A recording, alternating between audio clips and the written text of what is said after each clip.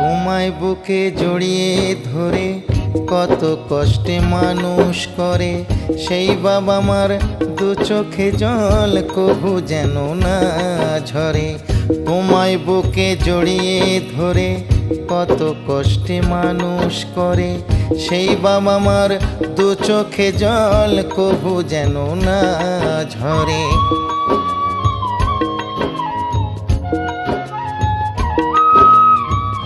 এই পৃথিবীর মাঝে আসা ওই বাবা মার জন্য, তাদের চরণ করলে এই পূজা জন্ম হবে ধন্য।